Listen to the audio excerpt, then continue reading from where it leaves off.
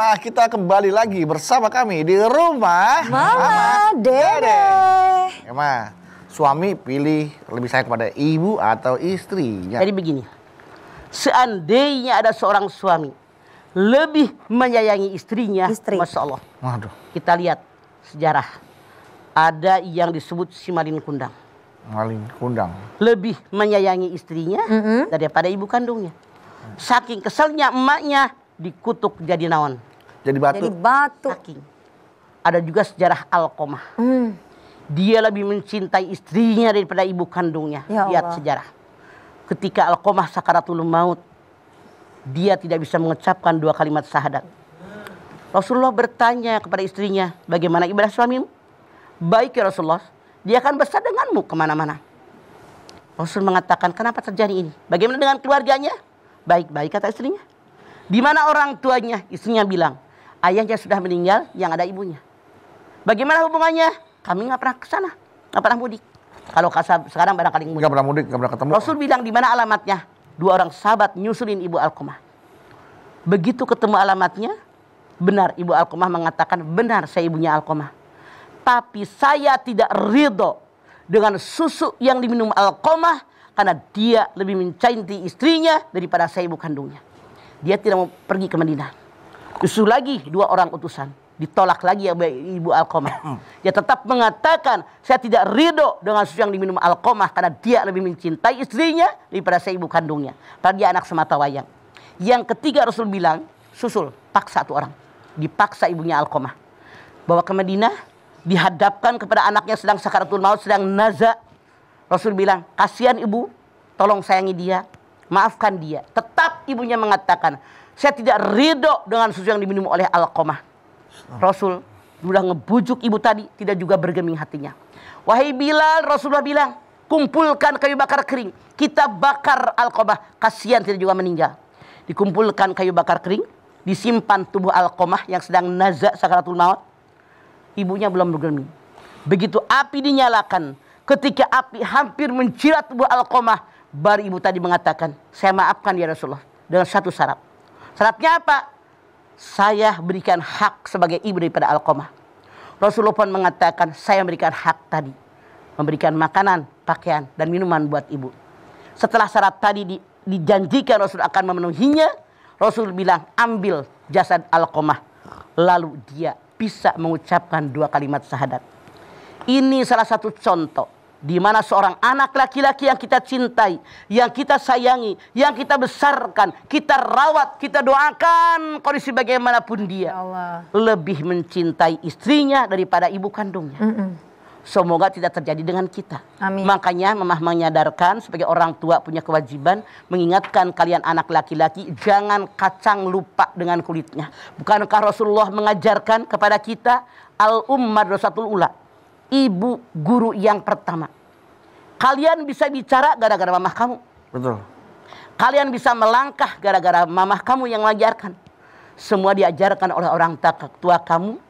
Rasul pun mengatakan, ridallah fi ridal walidain, suhtullah fi suhti walidain. Ridhonya Allah di atas ridho orang tua, murkanya Allah di atas murka orang tua.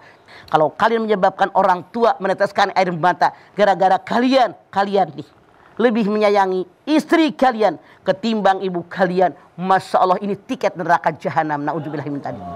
Rasul bersabda, pintu surga yang paling luas, pintu yang di tengah. Pintu birrul walidain, pintu berbakti sama orang tua. Oleh karena itu pada kesempatan ini, karena kitalah anak dari orang-orang tua kita, walaupun sudah tua, tetap kata emak kita, kata bapak kita tidak anak mereka. Tetap wajib bakti sama mereka. Setinggi apapun jabatan Anda, sebanyak apapun kekayaan Anda, sehebat apapun Anda, sepopuler apapun Anda, tetap wajib bakti sama orang tua Anda. Karena tetap kita anak-anak mereka. Yang namanya ibu, nggak usah jauh. Kita ngaji, dikasih kotak kue. Iya, Mah. Dibuka, anak-anak doyan. Gak bakal kita tega makannya, bener nggak Bu? Nggak jadi tutup lagi, Mah. Masukin tas buat anak. Masya Allah. Kalian makan di restoran dengan makanan enak, dengan istri, dengan anak kalian. Apakah ingat makanan mama? Belum tentu. Iya.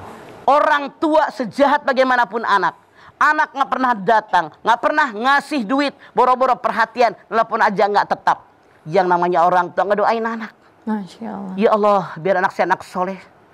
Biar dia menjadi ahli ibadah. Biar dia banyak rezekinya. Doa yang muluk, yang baik-baik. Masya Allah, kita doakan. Buat anak kita, khususnya anak laki-laki. Belum tentu. Kalau kita sudah tua, sudah rentak, sudah sakitan. Anak mantu kita ngedoain. Jangan kalian menjadi orang yang bahagia di atas penderitaan orang tua. Jangan kalian punya rumah mewah sementara orang tua di rumah gubuk. Jangan sampai kalian makan enak dengan anak istri kalian sementara orang tua kalian makan sekedarnya. Jangan sampai kalian gak sakit aja kontrol ke dokter. Pejabat kan begitu. Boleh kemana-mana. Mak kalian sakit terkapar nggak dibawa ke dokter. Masya Allah, kalian makan warna-warni rasa makanan, minuman warna-warni, orang tua kalian tidak diperhatikan. Nauzubillahi min dzalik. Hati-hati. Seorang suami, seorang anak dari orang tua tetap wajib menyayangi dua-duanya.